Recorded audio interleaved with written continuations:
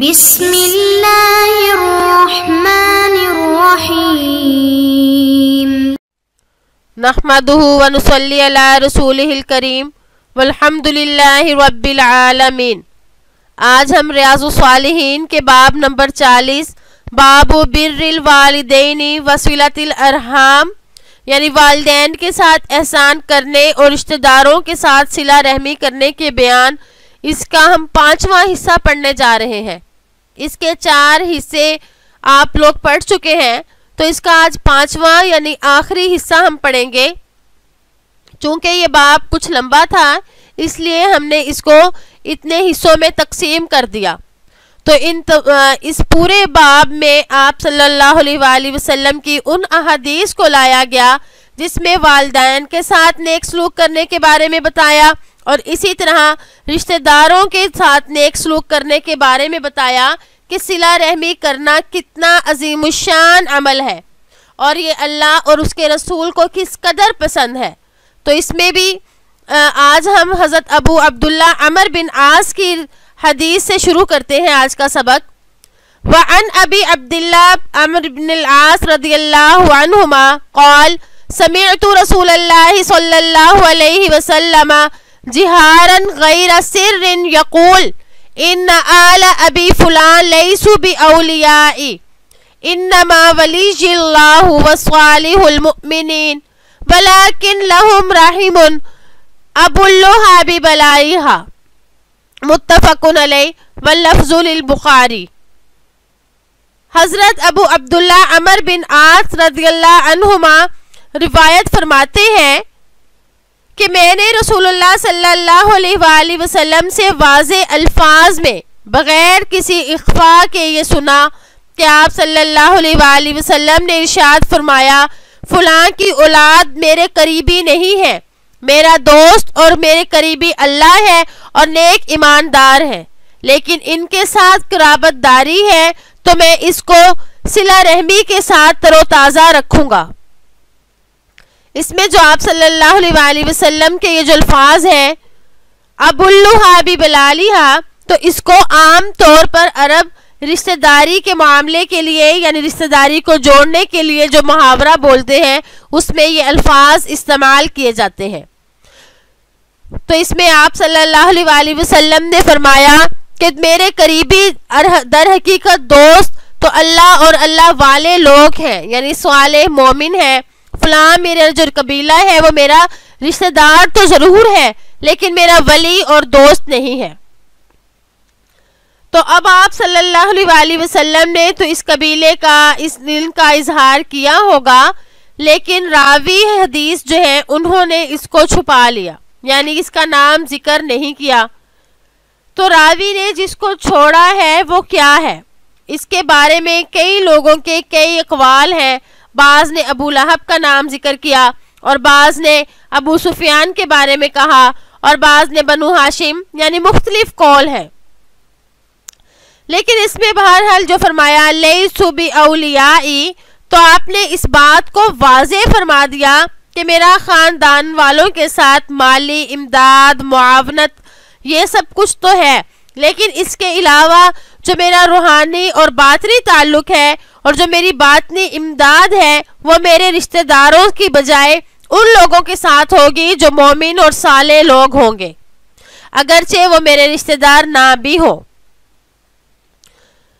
تو اب جو آپ نے فرمایا کہ صالح اور مومن، تو اس کے بارے میں بھی علماء فرماتے ہیں، بعض یہ فرماتے ہیں کہ اس سے مراد حضرت ابو بکر صدیق رضی اللہ تعالیٰ عنہ ہے، اور بعض نے فرمایا کہ اس سے مراد حضرت علی رضی اللہ تعالیٰ عنہ ہے، لیکن بعض لوگ یہ بھی کہتے ہیں کہ اس میں عموم ہے، یعنی کوئی بھی جو نیک مومن ہے تو اس کے ساتھ آپ صلی اللہ علیہ وآلہ وسلم نے فرمایا کہ میرا اس کے ساتھ ذاتی تعلق ہے، یعنی میرا باطنی تعلق ہے، وہ میرا روحانی اور باطنی تعلق اس شخص کے ساتھ ہوگا جو ایمان والا ہوگا۔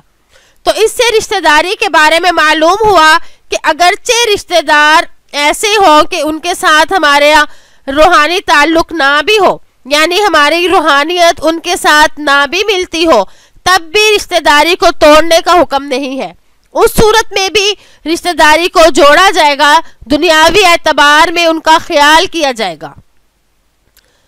تو آپ صلی اللہ علیہ وآلہ وسلم نے یہی فرمایا کہ میں دنیاوی تعلقات میں انہیں نہیں چھوڑوں گا۔ وَأَنْ أَبِي أَيُّوبَ خالد ابن زید الانصاری رضی اللہ عنہ أَنَّ رَجُلًا قال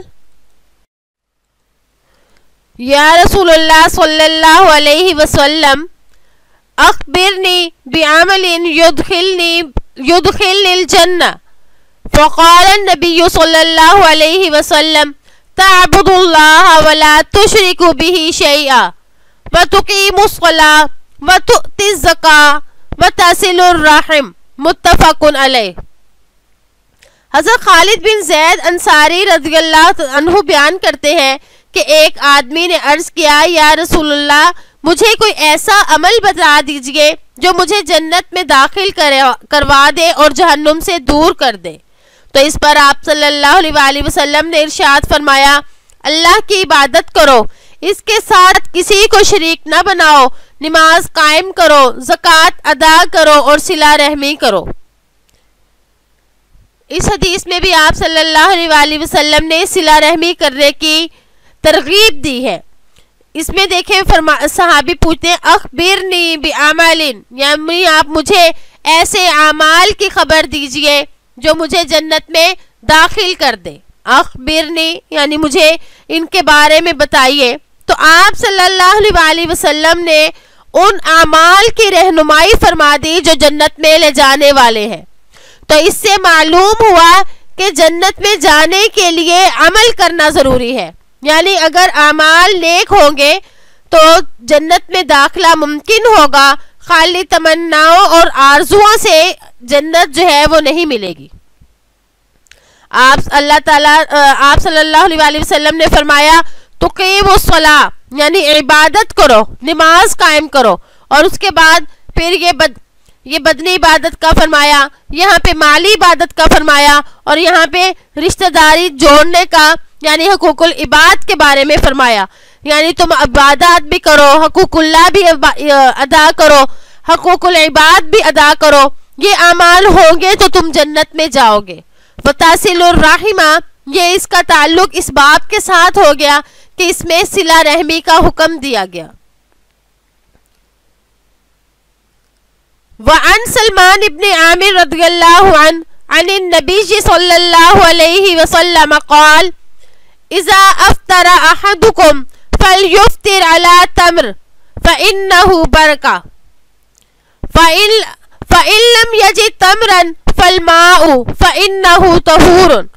وقال الصدقة على المسكين صدقة وعلى ذي الرحم سنتان صدقة وصلة، حدیث حسن رواہ الترمذی وقال حدیث حسن۔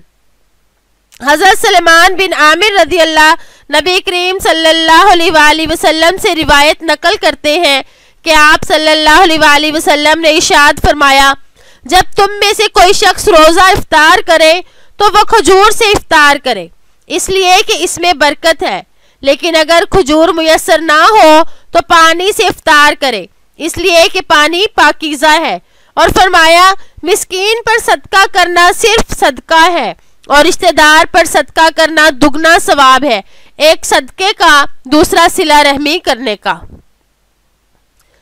اس حدیث میں آپ صلی اللہ علیہ وآلہ وسلم نے روزے کو افطار کرنے کے بارے میں بتایا کہ روزہ افطار کرنے وقت پہلی جو چیز پیٹ میں جائے، یعنی پہلی وہ چیز جو تمہارے منہ میں داخل ہو وہ کھجور ہو۔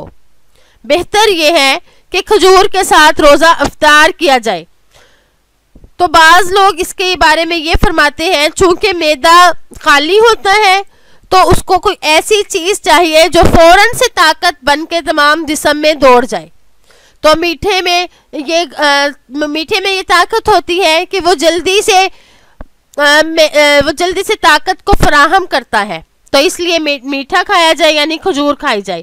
اور پھر فرمایا کہ اگر کھجور نہ ہو تو پھر پانی پی لیا جائے۔ پانی کے بارے میں آپ نے فرمایا کہ یہ طہور ہے، پانی جو ہے ہماری رگوں کو تر کر دیتا ہے، ہماری رگوں کو جو خشک ہوئی ہوتی ہیں ان کو جلا بخش دیتا ہے، اس لیے فرمایا تھوڑا سا پہلے پانی پی لیا جائے، پھر اس کے بعد کھانا شروع کیا جائے۔ اور اس کے بعد آپ صلی اللہ علیہ وآلہ وسلم کے الفاظ یہ ہیں صدقے کے بارے میں کہ مسکین کو یعنی کسی غریب کو جب صدقہ دیا جائے تو اس پر ہمیں ایک ثواب ملے گا صدقے کا، اور اگر وہ غریب یا مسکین رشتہ دار بھی ہو تو پھر 2 ثواب ہوں گے، ایک صدقے کا اور دوسرا صلہ رحمی کرنے کا۔ اس سے معلوم ہوا کہ اگر صدقہ دینا ہے تو سب سے پہلے یہ دیکھا جائے کہ ہمارے قرب و جوار میں ہمارے رشتہ دار اگر ایسے ہوں جنہیں پیسے کی ضرورت ہے تو سب سے پہلے ان کی مدد کی جائے تاکہ دوہرا ثواب حاصل کیا جائے، پھر اس کے بعد ان لوگوں کو دے دیا جائے، اگر رشتہ داروں میں کوئی نہ ہو تو غیر رشتہ دار کو بھی دے دیا جائے۔ غیر رشتہ دار کو دینے سے صدقہ تو ادا ہو جائے گا، لیکن اس میں یہ فرمایا کہ زیادہ ثواب یہ ہے کہ تمہارا رشتہ دار بھی ہو اور وہ مسکین بھی ہو، تو اس میں صلہ رحمی کی اہمیت معلوم ہوئی۔ وعن ابن عمر رضی اللہ عنہما قال كانت تحتي امرأة وكنت احبها وكان عمر يكرهها فقال لي طلقها فأبيت فأتى عمر رضي الله عنه نبي صلى الله عليه وسلم فذكر ذلك له فقال النبي صلى الله عليه وسلم طلقها رواہ ابو داود و ترمذی وقال حدیث حسن صحیح۔ حضرت عبداللہ بن عمر رضی اللہ تعالیٰ عنہما سے روایت ہے کہ انہوں نے بیان کیا کہ میرے نکاح میں ایک عورت تھی اور میں اس کو محبوب رکھتا تھا، لیکن حضرت عمر رضی اللہ تعالیٰ عنہ اس کو پسند نہیں کرتے تھے، تو حضرت عمر رضی اللہ تعالیٰ عنہ نے مجھے حکم دیا کہ اس کو طلاق دے دو۔ میں نے انکار کیا، چنانچہ حضرت عمر رضی اللہ تعالیٰ عنہ نبی کریم صلی اللہ علیہ وآلہ وسلم کی خدمت میں گئے اور آپ کے سامنے اس کا تذکرہ کیا۔ اس پر نبی کریم صلی اللہ علیہ وآلہ وسلم نے مجھ سے کہا کہ تم اس کو طلاق دے دو۔ اس حدیث میں یہ آیا کہ والدین کے حکم پر اگر طلاق دینے کا والدین کے حکم کو ماننا اس قدر ضروری ہے کہ اگر وہ طلاق دینے کا کہہ دیں تو اسے بھی مانا جائے۔ تو اس میں ایک یہ شرعی مسئلہ یہ ہے، شریعت کا مسئلہ، کہ اگر والدین کو وہ بیوی کوئی تکلیف پہنچاتی ہو یا کوئی ایسی شرعی وجہ ہو تو تب والدین اس کو کہیں کہ اس کو طلاق دے دو تو پھر بیٹا اس کو طلاق دے دے۔ لیکن اگر کوئی شرعی وجہ نہیں ہے لیکن بیوی اچھی ہے تو بیٹا اس کو طلاق نہ دے، اپنی بیوی کو اس وقت طلاق نہ دے، اپنے والدین کا کہنا تب نہ مانے، اس لیے کہ طلاق کا عمل مکروہ تحریمی ہے، تو اگر وہ اس عمل کو کرے گا تو گناہگار ہوگا۔ تو یہاں اس حدیث میں تو فرمایا کہ حضرت عمر رضی اللہ تعالیٰ عنہ نے اپنے بیٹے سے کہ تو اس کو طلاق دے دے، اور حضرت عبداللہ بن عمر فرماتے ہیں کہ مجھے وہ اپنی بیوی محبوب بھی تھی۔ تو اس میں یہ ہے کہ ظاہری بات ہے حضرت عمر رضی اللہ تعالیٰ عنہ اتنے جلیل القدر صحابی ہیں، انہوں نے ضرور ان میں کوئی ایسی بات دیکھی ہوگی جو طلاق کا مطالبہ کیا، تو حضرت عبداللہ بن عمر اپنی بیوی کی محبت میں تھے، انہیں وہ بات نظر نہ آئی ہوگی، اور پھر جب معاملہ یہاں تک ہوا کہ حضرت عمر رضی اللہ تعالیٰ عنہ کو آپ صلی اللہ علیہ وآلہ وسلم کے سامنے جا کر یہ کہنا پڑا کہ وہ اسے طلاق دے دیں، اور آپ صلی اللہ علیہ وآلہ وسلم نے بھی پھر حضرت عبداللہ سے یہی فرمایا کہ آپ اس کو طلاق دے دیں، تو آپ صلی اللہ علیہ وآلہ وسلم کے کہنے پر حضرت عبداللہ رضی اللہ تعالیٰ عنہ نے انہیں طلاق دے دی۔ تو اس سے معلوم ہوتا ہے کہ والدین کی کس قدر و منزلت ہے، لیکن جیسا کہ آپ کو پہلے بتایا کہ اگر وہ بیوی کو بلا وجہ طلاق دینے کا کہے، یعنی کوئی ایسی شرعی وجہ نہ ہو، تب والدین کا کہنا ماننا نہیں درست، بلکہ طلاق جیسے عمل سے بچنا ہی چاہیے۔ وَأَنْ أَبِي الدَّرْدَاءِ رضی اللہ عنہ أَنَّ رَجُلًا أَتَاهُ فَقَالَ إِنَّ لِي امْرَأَةً وَإِنَّ أُمِّي تَأْمُرُنِي بِطَلَاقِهَا فَقَالَ سَمِعْتُ رَسُولَ اللَّهِ صَلَّى اللَّهُ عَلَيْهِ وَسَلَّمَ يَقُولُ الْوَالِدُ أَوْسَطُ أَبْوَابِ الْجَنَّةِ فَإِنْ شِئْتَ فَإِنْ شِئْتَ فَأَزْوِعْ ذَلِكَ الْبَابَ أَوِ احْفَظْهُ رواہ ترمذی۔ حضرت ابو درداء رضی اللہ تعالی عنہ بیان کرتے ہیں کہ ایک آدمی ان کے پاس آیا اور کہا کہ میری ایک بیوی ہے اور میری والدہ مجھے کہتی ہے کہ اس کو طلاق دے دو۔ انہوں نے فرمایا کہ میں نے رسول اللہ صلی اللہ علیہ وآلہ وسلم سے سنا کہ آپ صلی اللہ علیہ وآلہ وسلم فرماتے تھے کہ باپ جنت کے دروازوں میں سے بہترین دروازہ ہے، بس اگر تم چاہو تو اس دروازے کو ضائع کر دو یا اس کی حفاظت کرو۔ اب دیکھیں اس حدیث میں جو ہے اس کی تشریح گزشتہ حدیث سے ہی ملتی جلتی ہے۔ تو اس میں فرمایا کہ اس نے کہ میری ماں نے کہا، اور جو حضرت ابو درداء نے جو حدیث بیان کی اس میں والد کا لفظ آیا، اور یہاں پہ انہوں نے والدہ کے بارے میں پوچھا اور انہوں نے جو حدیث بیان کی اس میں والد کا لفظ آیا۔ تو والد یہاں پر بمانا ہے جننے والا، یعنی پیدا کرنے والا، تو یہاں پر والد کے تحت ہی والدہ بھی آ جائے گی۔ جیسا کہ عام طور پہ ہم بولتے ہیں والدین، تو والدین میں ماں اور باپ دونوں شامل ہوتے ہیں، تو یہاں پہ بھی والد کے لفظ میں ہی والدہ داخل ہو گئی کہ اگر والد کو ناراض کرنے میں یا والد جنت کا وہ دروازہ ہے تو اس کے اندر والدہ بھی داخل ہوئی۔ تب جیسے کہ آپ کو پہلے بتایا کہ ماں باپ کا کہنا اس وقت مانا جائے گا جب وہ بیوی اس کو تکلیف دیتی ہو، یعنی والدین کو تکلیف دیتی ہو، یا پھر کوئی ایسا غیر شرعی کام کرتی ہو اور والدین نے اس کو دیکھ لیا تو پھر اس صورت میں اس کو طلاق دی جائے گی، وگرنہ والدین کا کہنا یہاں پہ اس صورت میں نہیں مانا جائے گا۔ مکروہ تحریمی کام کو بلا وجہ نہیں کیا جائے گا۔ وعن براء بن عازب رضی اللہ عنہما عن النبی صلی اللہ علیہ وسلم قال الخالۃ بمنزلۃ الام رواہ ترمذی وقال حدیث حسن حدیث صحیح وفی الباب احادیث کثیرۃ فی الصحیح مشہورہ منها حدیث اصحاب الغار وحدیث جریج وقد سبقا واحادیث مشہورۃ فی الصحیح حذفتها اختصارا۔ حضرت براء بن عازب رضی اللہ تعالیٰ عنہ نبی کریم صلی اللہ علیہ وآلہ وسلم سے روایت کرتے ہیں، آپ صلی اللہ علیہ وآلہ وسلم نے فرمایا خالہ ماں کے مرتبے میں ہے، اور ترمذی نے فرمایا کہ یہ حدیث صحیح ہے۔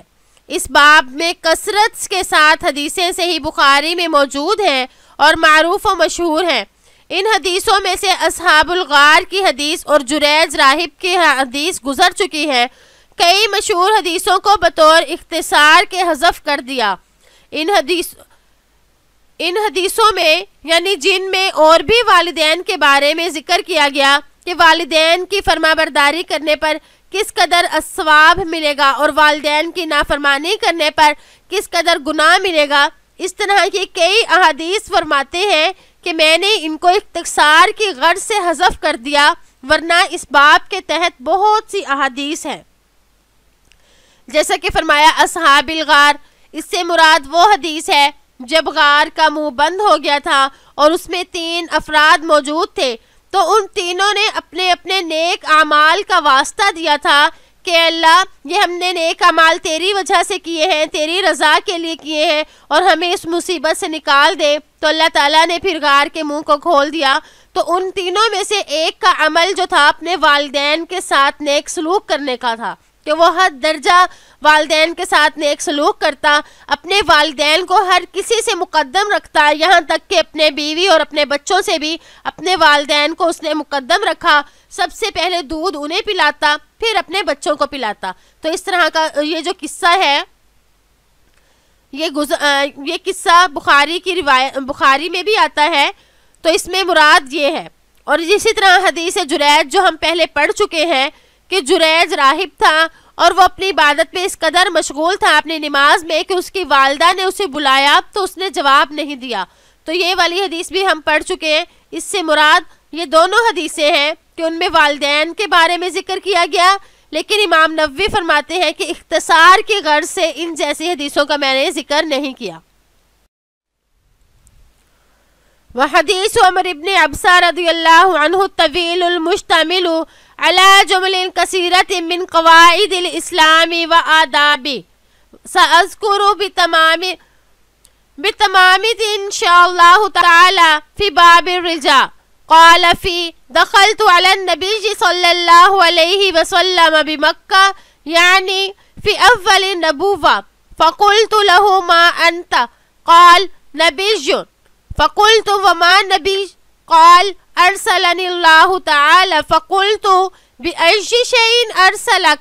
قال أرسلني بصلة الأرحام وكسر الأوثان وأن يوحد الله ولا يشرك به شيء وذكر تمام الحدیث.